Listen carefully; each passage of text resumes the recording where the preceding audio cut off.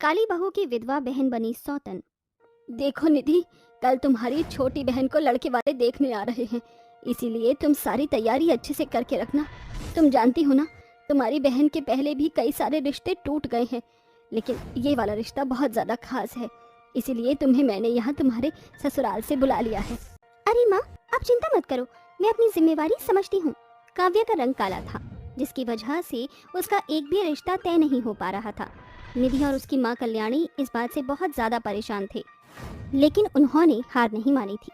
ये लीजिए, मेरी बहन काव्या ने अपने हाथों से गर्मा गर्म पकौड़े और नाश्ता तैयार किया है, खाइए, आपको बहुत अच्छे लगेंगे। अरे ये सब तो ठीक है, लेकिन ये तो बताओ तुम्हारी छोटी बहन कहाँ है? अमृता के कहने पर निधि कमरे में जाती है और अपनी बहन से कहती है, अरे ये क्या, अभी तक तैयार नहीं हुई? दीदी, मुझे बहुत ज़्यादा डर लग रहा है, अगर उन लोगों ने मेरे रिश्ते के लिए मना कर दिया तो? ओहो, मेरी प्यारी बहन, कुछ नहीं होगा, तुम परेशान मत हो, सब कुछ ठीक हो जाएगा। निधि खुद अपने हाथों से अपनी छोटी बहन को तैयार करती है। काव्या बहुत काली थी, जिसकी वजह से इतना तैयार होने के बाद भी वो कुछ ज़्यादा खास नहीं दिखाई देती। जैसे ही निधि काव्या को तैयार करने के बाद नीचे लेकर आती है, उसे देखते ही अमृता हैरान रह जाती है। हे भगवान, इतनी काली लड़की, अरे इतनी काली लड़की को मैं अपने घर की बहू कैसे बना सकती हूँ? ये सुनते ही काव्या की आंखों में आंसू आ जाते हैं। अरे आप इतनी समझदार होकर ये कैसी बातें कर रही हो? भगवान ने दुनिया में दो ही रंग बनाए हैं, एक काला और एक गोरा, फर्क क्या पड़ता है? अगर इंसान काला है तो अरे उसका दिल साफ होना चाहिए, ये बहुत जरूरी है।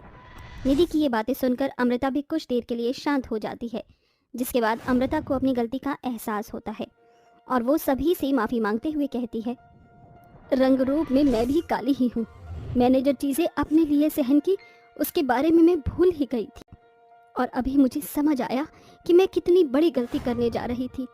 काव्या मुझे पसंद है और अब काव्या ही मेरे घर की बहू बनेगी। अमृता रिश्ता पक्का कर देती है, जिसके बाद कुछ ही दिनों में शादी की रस्में शुरू हो जाती हैं। देखते ही देखते वो दिन भी आ जाता है जिस दिन काव्या की शादी रोहित से होती है। काव्या से शादी करके रोहित उसे अपने घर ले जाता है और शादी के बाद काव्या की जिंदगी अच्छी खासी चलने लगती है। माँ जी, ये लीजिए आपका नाश्ता, और रोहित जी, आपके नाश्ते के साथ ही आपका लंच समय से खा लीजिएगा। अरे बहू, जब से तू इस घर के अंदर आई है, तूने पूरे घर को बहुत अच्छे से संभाला है, भगवान तुझे इसी तरह सलामत रखे। अमृता से आशीर्वाद लेने के बाद काव्या बहुत खुश होती है और खुशी खुशी रसोई में जाकर खाना बना रही होती है। तभी उसके फ़ोन पर उसकी बड़ी बहन की कॉल आती है। अरे वाह, यकीन ही नहीं होता, आज इतनी सुबह सुबह तुमने मुझे याद किया, बताओ कोई बात है क्या? दूसरी तरफ निधि बहुत जोरों से रो रही होती है। निधि और रोते हुए कहती है, मेरी दुनिया उजड़ गई, मैं बर्बाद हो गई, सब कुछ चला गया, मेरा पति अब इस दुनिया में नहीं रहा। मैं विधवा हो गई हूँ, मेरी बहन, मैं विधवा हो गई हूँ। ये सुनते ही काव्या के हाथों से फोन छूट जाता है और वो रोने लगती है, जिसके बाद वो अपने परिवार के सभी सदस्यों को इसके बारे में बताती है। सबको बहुत अफसोस होता है, जिसके दौरान रोहित अमृता से कहता है, मेरी मानो तो तुम अपनी बहन के पास चले जाओ, उसे अभी तुम्हारी जरूरत है। आपने बिल्कुल सही कहा, मेरी बड़ी बहन ने हमेशा से मेरा साथ दिया है, आज उसे मेरी बहुत ज़रूरत है, मुझे उसके पास जाना चाहिए। काव्या अपना सामान पैक करती है और अपनी बहन के पास पहुंच जाती है। कुछ दिन उसके पास रुकने के बाद काव्या उसे अपने साथ अपनी ससुराल ले आती है। तुम्हारे साथ जो भी हुआ बहुत बुरा हुआ, और काव्या बहू ने बहुत अच्छा किया जो तुम्हें यहाँ पर ले आई, यहाँ पर रहकर तुम्हारा दिल भी बहल जाएगा। मेरी जिंदगी तो बेरंग हो गई है माँ जी, अब मैं आपको क्या बताऊं, मेरी बहन मेरा बहुत साथ दे रही है। लाओ, मुझे ये सारा सामान दे दो, मैं आपका सामान कमरे में रख देता हूँ। रोहित निधि का सारा सामान अपने कमरे के बराबर वाले कमरे में रख देता है, जिसके बाद निधि उसी कमरे में रहने लगती है।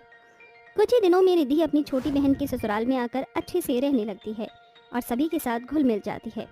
ऐसा लगता है जैसे उसकी जिंदगी का गम धीरे धीरे जा रहा हो। तो वहीं निधि को मन ही मन रोहित भी पसंद आने लगता है, क्योंकि रोहित उसे हमेशा बहुत अच्छे से ट्रीट करता है। अरे ये क्या, इतना सा खाना खाओगे तो फिर तंदुरुस्त कैसे होगे?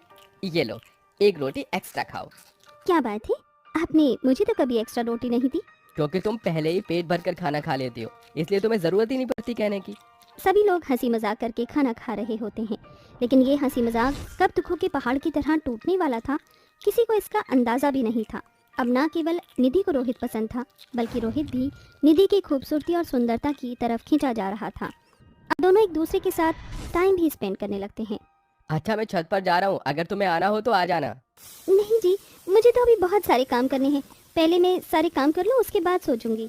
काव्या ऐसा कहकर घर के कामों में लग जाती है, तो वहीं रोहित छत पर पहुंच जाता है। छत पर पहले से ही निधि मौजूद थी। आ गए आप? आपका ही इंतजार था मुझे।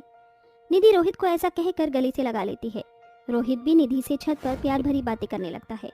काश मेरी शादी तुम्हारी छोटी बहन नहीं बल्कि तुमसे हुई होती, तो आज हम दोनों बहुत खुश होते। आपने बिल्कुल सही कहा, लेकिन अब कर भी क्या सकते हैं? मेरे पास एक प्लान है।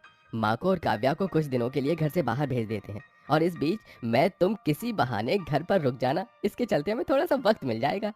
रोहित अपने प्लान के बारे में निधि को सब कुछ बता देता है, जिसके बाद रोहित अपनी माँ और अपनी पत्नी काव्या को बाहर घूमने की प्लानिंग बताता है, जिसे सुनकर सब लोग तैयार हो जाते हैं और सभी की टिकट हो जाती है। जाने वाले दिन अचानक से रोहित के लिए एक अर्जेंट मीटिंग के लिए कॉल आ जाता है, तो वहीं दूसरी तरफ निधि पैर में मोच आने का बहाना बना देती है। मुझसे बिल्कुल भी चला नहीं जा रहा। मुझे तो आज ही बहुत जरूरी मीटिंग के लिए जाना है। अगर ऐसी बात है तो हमें कहीं नहीं जाना चाहिए। अरे नहीं काव्या, तुम माँ के साथ निकलो, मैं पीछे से तुम्हारी बड़ी बहन का पैर डॉक्टर को दिखाने के बाद उसे अपने साथ ले आऊंगा। रोहित की बात मानकर काव्या अमृता के साथ चली जाती है। उनके जाने के बाद निधि और रोहित एक दूसरे को गले से लगा लेते हैं और बहुत खुश होते हैं। उस दिन वो पूरा दिन साथ में रहते हैं। रात को रोहित अपने हाथों से निधि के लिए खाना बना कर लाता है। अरे मेरी जान, देखो मैंने अपने हाथों से तुम्हारे लिए खाना बनाया, ये लो मेरे हाथों से खाओ। रोहित अपने हाथों से निधि को खाना खिला रहा होता है कि तभी अचानक से घर पर काव्या आ जाती है और वो अपने कमरे का दरवाजा खोल कर देखती है। उसके हाथों में उसके सूटकेस होते हैं। अपनी बहन और अपने पति को एक साथ उसी कमरे में देख काव्या की आंखों में आंसू आ जाते हैं। वाह बहन वाह, तुमने तो एक बार भी अपनी छोटी बहन के बारे में नहीं सोचा और मेरी सौतन बनने चली।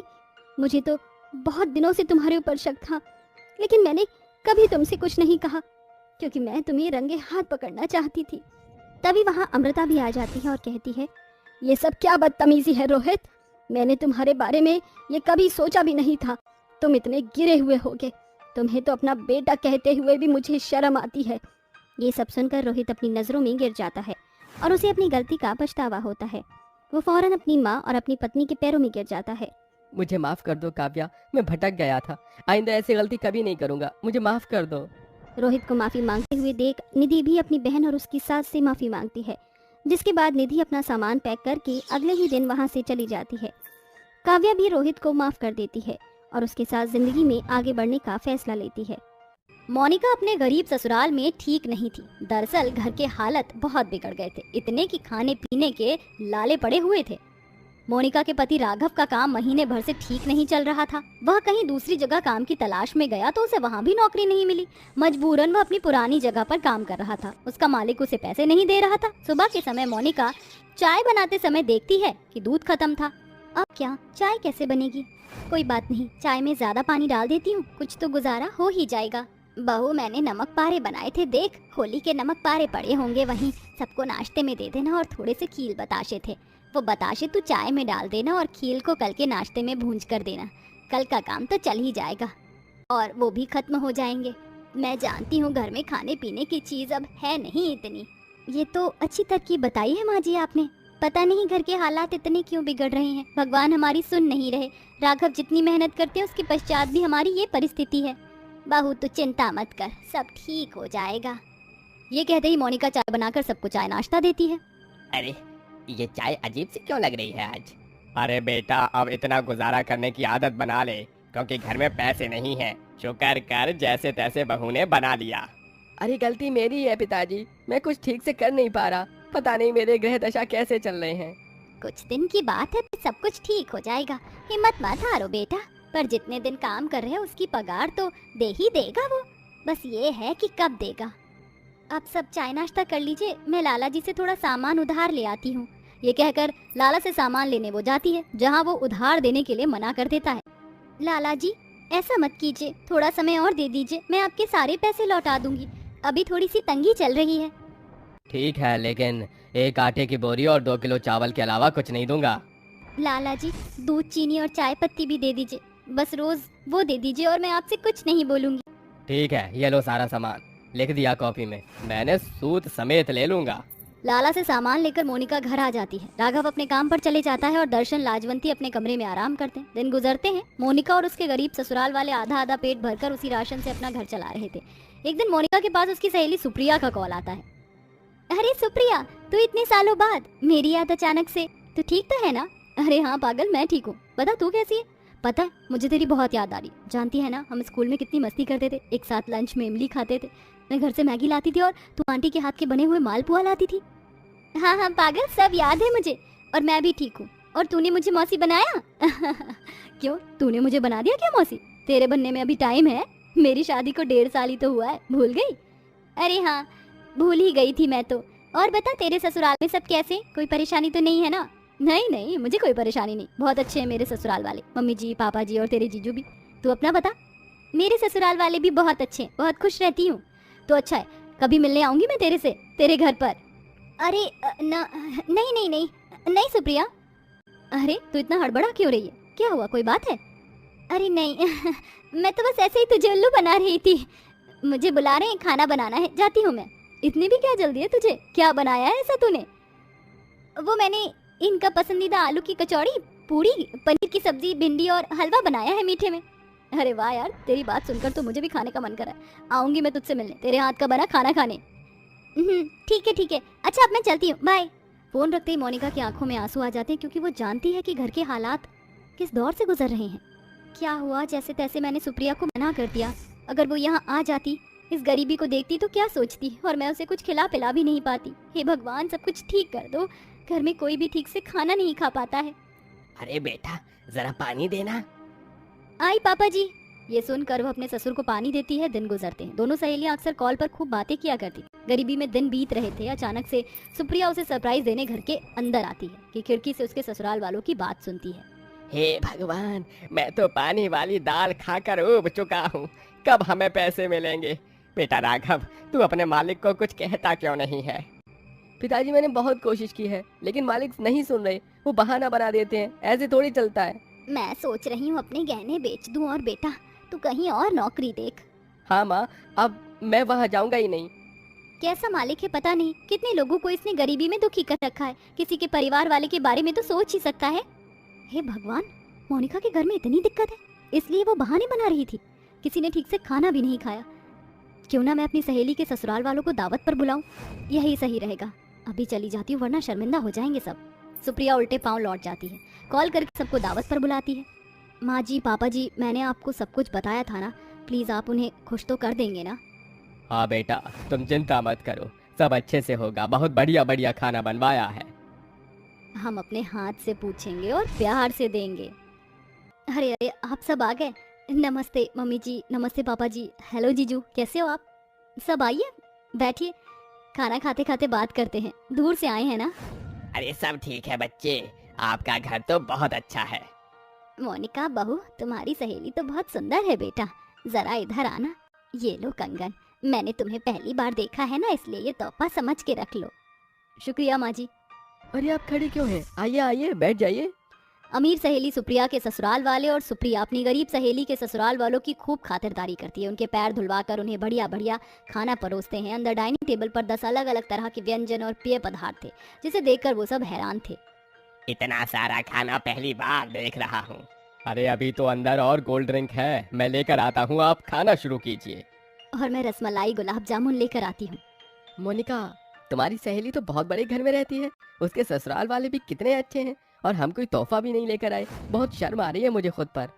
इतने दिनों से हमने ठीक से खाना नहीं खाया, कम से कम आज तो खा ही लेंगे। माँ जी और राघव जी, आप चिंता क्यों करते हैं? मेरे पास कुछ बंधे हुए पैसे थे, तो मैं छोटा छोटा उपहार और फल लेकर आई हूँ। सच में मोनिका, मैं तुम जैसी पत्नी पाकर बहुत खुश हूँ। तुम मेरे सुख दुख में हमेशा साथ देती हो और मेरे परिवार का ख्याल रखती हो, ये तो तेरा परम कर्तव्य है। तभी अमीर बहू के ससुराल वाले उन सबको खाना परोसते हैं, जिसके बाद वो सब खाना खाते हैं।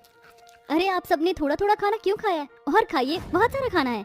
अरे अरे, हम सब खा ही रहे हैं खाना, आप सब बहुत अच्छे हैं, हमें आपसे मिलकर बहुत अच्छा लगा, और सबने पेट भरकर खाना खा लिया, उसके लिए शुक्रिया। गरीब बहू के ससुराल वाले उन्हें हाथ जोड़कर शुक्रिया करते हैं। अच्छा राघव भाई, मेरी कंपनी में एक पोस्ट खाली है, मैं चाहता हूँ आप आ जाओ, फिर हम दोनों एक साथ मिलकर काम करेंगे, अच्छी सैलरी देंगे आपको। हाँ ठीक है, मैं तैयार हूँ। हाँ जीजू, प्लीज मना मत कीजिए।